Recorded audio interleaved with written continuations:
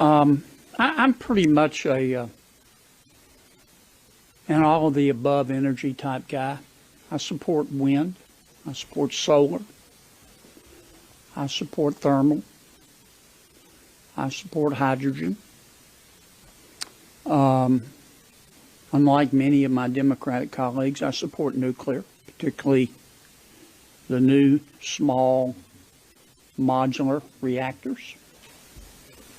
But I also support oil and gas, and that's why I'm supporting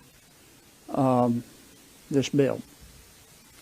It's a rational, reasoned plan.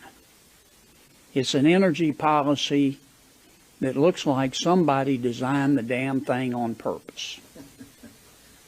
Because that's not what we have right now. President Biden has talked a lot about his plan. I don't completely understand it. As best I can tell, he wants us at some undetermined time in the future to be able to produce our energy without nuclear, without oil, and without natural gas, and certainly without coal. He doesn't really explain how we're going to get from where we are today to that future that he envisions, which is why you're seeing the disruptions in the energy supply throughout the world. Short term, as best I can tell, President Biden and Secretary Kerry's plan is let's don't produce our own fossil fuels. Even though the American economy, the greatest economy in all of human history, gets 80% of its energy from fossil fuels. He wants to end that abruptly. He doesn't want us to produce our own fossil fuels. He wants us to buy natural gas and oil from other countries and basically give countries that hate us more money so they'll have weapons. They can buy weapons to try to kill us. And that didn't make any sense to me. And it doesn't make any sense to the American people. Final point, you can't talk about energy without talking about climate change. The climate is changing. It's changing in my state. Our sea levels are going up about a foot a century. There are a multitude of reasons for it. We need to address it. But I see, and I think these colleagues of mine see, the changes in our climate as a discrete scientific problem. Unlike President Biden and Secretary Kerry and the other Trotsky-like wokers, they see climate change as a religion. And you can't talk about it unless you follow their dogma. It's much like their new critical race theory. And it's not popular with the American people. And it's not going to solve the problems that we face in terms of the changes that are taking place in our climate. This plan will. Well, good morning. It's great to be back in Polk County. I come bearing gifts, and we're happy to be able to make a great announcement here today. But before I do, I want to recognize some great folks in my administration and also some other folks here. We have the Department of Economic Opportunity Secretary Dane Eagle, our FDOT Secretary Kevin Tebow, and then our Secretary of Commerce Jamal Sal. We also have Representatives Bell and Hawkins. We have City of Winter Haven Mayor Pro Tem Nathaniel Birdsong, and we have members of the Winter Haven City Commission. So I want to thank you all for joining us here today. We are going to be announcing today and then throughout the week a number of of initiatives designed to support infrastructure and job training and job growth in the state of Florida. And here in Polk County, with Central Florida is a great growth opportunity. You know, we had a lot of good proposals to seek support for infrastructure funding, and the city of Winter Haven was one of the top ones that we were able to see. And so as you see opportunities to really capitalize on a lot of momentum that we have, of course, throughout the whole state of Florida, but particularly in this critical Central Florida region, we want to take advantage of that. And so Winter Haven is a great community. It's a very fast-growing community. In fact, the census data showed if you include the whole Lakeland, Winter Haven metro area, it was tied for second highest rate of growth in the nation between 2019 and 2020. And I know many of you all see it. I know with traffic and everything. And so we understand that there's needs for infrastructure, and there's really a high payoff for being able to support. So today, we're going to be dedicating more than $9 million to support continued economic growth in Winter Haven, including $6.4 million through Florida's Job Growth Grant Fund, as well as an additional $3 million from the Florida Department of Transportation. Now, these funds are going to specifically support road improvements at the Intermodal Logistics Center, which is one of the largest industrial parks served by rail in the entire country. By making these road improvements really going to provide important linkages, we're going to be improving access to more than 1,200 acres of industrial area that will attract new businesses and generate new jobs for the community. And in conjunction with this project, the city is extending its fiber optic infrastructure, resulting in high-speed internet access for site tenants, making the area more marketable for a variety of companies. And this strategic location of this project in the fast-growing area is already attracting additional businesses. Just recently, Coca-Cola announced it will invest millions into one of the project's warehouses, which will create an additional 170 million jobs. And overall, this project, because of our investment at the state level, will create 1,250 new jobs, and indirectly another 3,500 jobs. And so you're talking about, between direct and indirect, close to 5,000 additional jobs. And these jobs will be in very important fields like manufacturing, logistics, and technical services industries.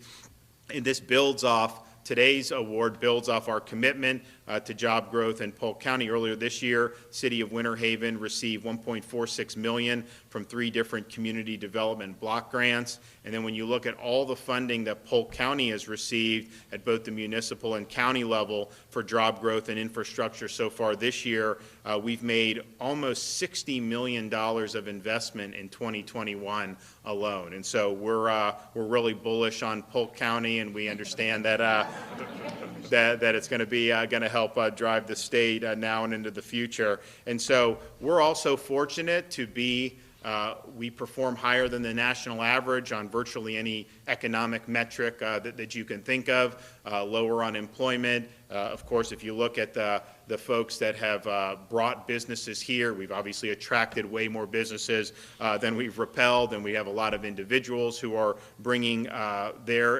ability to invest in our communities here by leaving some of the states that have not approached policy in a rational fashion.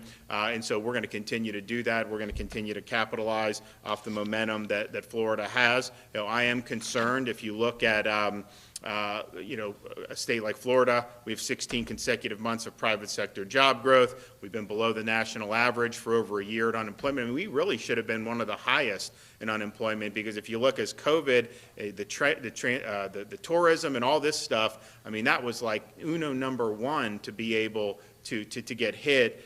We worked really hard to protect those jobs in those industries, and as a result, we've added about 1 million private sector jobs since the peak of the job losses due to the reaction to the pandemic. And then we are way ahead of the national average in tourism, hotel demand, travel spending, and air travel capacity. And so we have really been a place where people have always wanted to get to, not only just for vacation, but for permanent and for business. And so we want to continue to do that. At the same time, you look at what's happening overall on the national level with the economy. this inflation is real. I mean, they tried to act like it was not something to worry about, that it was transitory. In fact, you're seeing it permeate across all sectors of the economy. I'm really worried about gas prices going up. That's going to really hammer a lot of Floridians who have to commute to work every day. We should be using the resources we have in this country. We have a lot of opportunities. Instead, they're shutting down pipelines and they're doing other things. And so that's going to be a real big concern. I mean, we're going to keep doing our job. We're going to make sure we're going in a good direction. But that inflation is something that's real. What you're seeing with energy and gas prices is real. And I'd like to say it's just going to peter out. But I think we're probably looking at a winter period where, I mean, you already see things being, the supplies are not what they used to be. There's a whole host of things that are really having problems right now. So we're going to stay ahead of the curve in Florida, but we do recognize that these are some national macro trends that we've got to keep our eye on and contend with. And so our commitment is to continue to do good policy and to continue to support communities like here in Winter Haven and like Polk County that really do have, I think, a lot going on, and we'll have a lot going on in the future. So we've got some folks here to be able to speak to what we're doing. So I want to bring up some of the folks that are with us today. So we have Dane Eagle from the Department of Economic Opportunity. Well, I want to thank the governor. Wait, actually, before that, I want to present you the money. All right, so we've got $3 million from FDOT, and then $6.4 million from the governor's Job Growth Grant Fund. So that's not a bad day at the office for that city of Winter Haven. You in there? You got it? A long-term CR since LIHEAP funding will stay the same in a continuing resolution, and it's obviously going to be much more needed this year. That's not figured in any of this component. What we're focusing on is now the cost of energy that people are getting hit with all across the country. We need to fund the government. The deadline there is December 3rd. This is a focus on the fact that this administration is intentionally shutting down American energy, making energy more expensive to help drive a need for renewables. This is a manipulation of the economy and causing pain for the American people as a result. Alex. What do you think about President Biden calling on the Federal Trade Commission to investigate whether oil and gas companies are participating in illegal conduct to keep the price of oil and gas higher than it should be? Whenever energy prices have been up in the past, this is a tradition of presidents to do that, and it's not going to have any impact. They're not going to find that happening. What they're going to find is if the president actually looked in the mirror, he would see he's the cause of this, starting day one when he drew a target on the back of American energy and pulled the trigger. Hey, yes. John, can I? Oh, sure. So I think the one issue there is you're looking at kind of what was stated earlier, kind of political actions to show that he's doing something. The SPRO is one, right? They're talking about the Strategic Petroleum Reserve. This is the second one. But the president in his town hall meeting on CNN actually said, hey, immediate term, there's not much we can do. That's actually 100% wrong. All the policies that we have just talked about, that they implemented on day one, if they started to reverse those, that would have an impact that would be very, very important. So it's the actions that they need to take to reverse their current policies, not political theater. The FTC, I guarantee you, some White House advisor, well, this will look good like you're doing something, Mr. President. It's not. It's not going to do a thing. Neither is the SPRO. The energy experts say Strategic Petroleum Reserve, maybe 2 weeks, small increase in price. What they need to do is reverse these policies that we have been talking about, that they have implemented from day one, and we're not even answering the question why. They're driven by the radical far left of the party. And they're trying to drive up prices on American energy and American families. And I really think it's important that people just ask them the question, is this purposeful? Thank you, Senator Blunt brought this up earlier. The $4.5 billion from the American Rescue Plan, the administration is trying to get that out to the states. It's for LIHEAP. I just want to ask you, in terms of impact, what real world impact would it have here? Well, it has no real-world impact there. What it does is help LIHEAP recipients pay the bill. I've always been a LIHEAP supporter. You know, we need to be moving on the appropriations bill. I think the fact that we've spent so much time focusing on the bill that will have a lot of things that make these problems worse have prevented us from having the oxygen necessary in the Senate and the House to get to the bill that would adequately fund a fund that's going to need more money this winter than it needed last winter. But it doesn't need it, I don't think, between now and December 31st or sometime in January. But clearly we're going to begin to see huge problems for LIHEAP eligible families. Maybe it's the last one back. Prime Minister Trudeau is in Washington meeting with President Biden today. What message would you have to President Biden regarding the line pipeline which the Trudeau government has really firmly defended?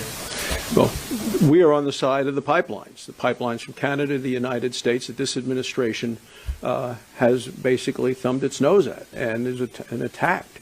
So we're supporting what the Canadian folks want to do, and it's an energy that we need. And I did see that, at least was reported this morning, that the president was not going to engage the press or even talk to the American people about what was a result of that discussion with the prime minister. Can I add Yeah, to go that, ahead. John? Yeah. So 55% of the propane that Michigan uses comes through that pipeline. It is the lifeblood for rural Michiganders, right?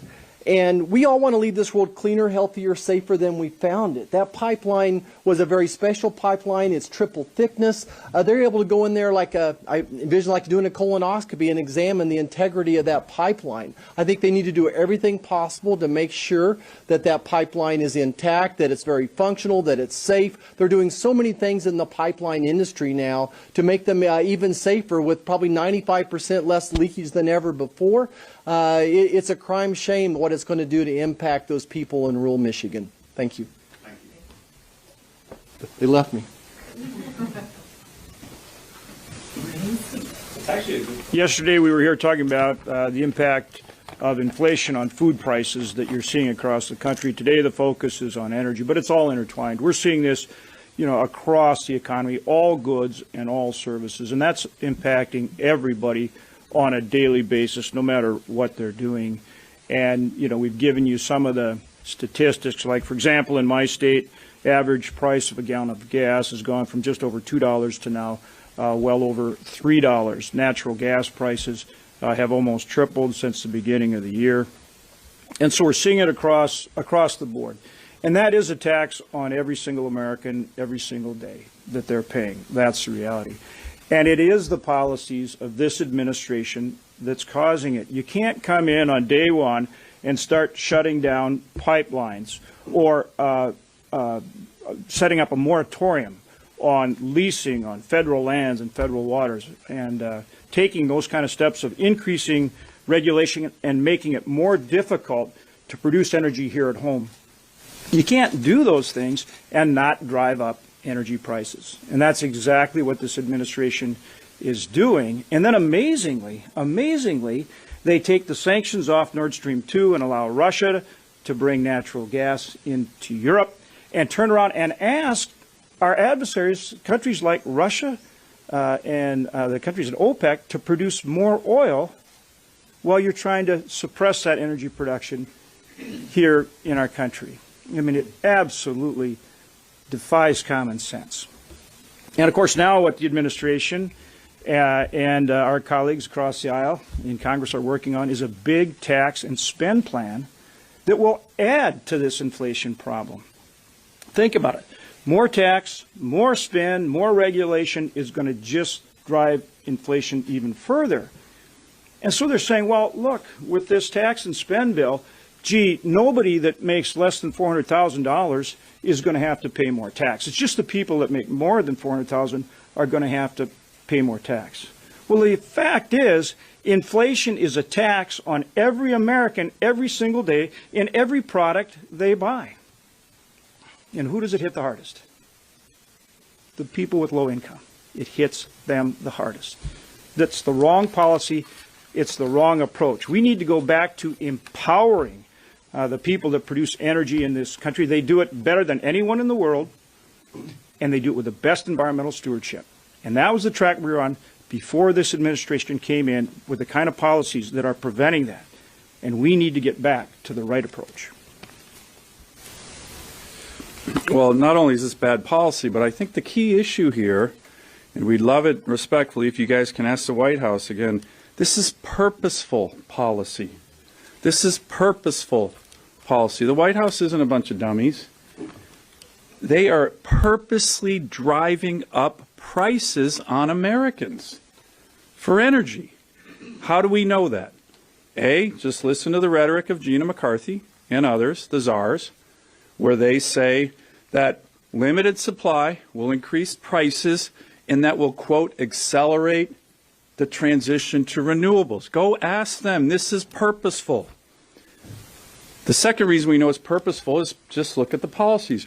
When you limit production of American energy, when you go to kill energy infrastructure like pipelines, when you go and strong-arm the financial institutions of this country, which they're doing, saying don't invest in American energy. Oh, by the way, definitely don't invest in American energy in the Arctic, which is called Alaska. This is the result. You now have a comptroller of the currency nominee who has recently said, just a couple months ago in a seminar, part of the policy mix will be to put out of business small oil and gas producers. This is purposeful. And it would be great if you guys could just blatantly ask the White House, are you trying to drive up energy prices on the backs of hardworking Americans? The answer is yes. Listen to the rhetoric, look at their actions, and they're very successful. And they're harming working class families. Here's the final point. This administration is so out of touch with those families. You had the White House Chief of Staff recently tweet out saying high energy prices, inflation is a, quote, high-class problem. What the heck does that mean? The White House press secretary on these issues is starting to look like Baghdad Bob. Some of you might remember him during the first Gulf War. These issues are exploding all around the White House, and they just ignore them, like there's nothing happening to working families. You know, the Secretary of Energy has talked about releasing the Strategic Petroleum Reserve. We have a much better idea. There's something in Alaska called the National Petroleum Reserve of Alaska. Tap that. That's what Congress intended it for.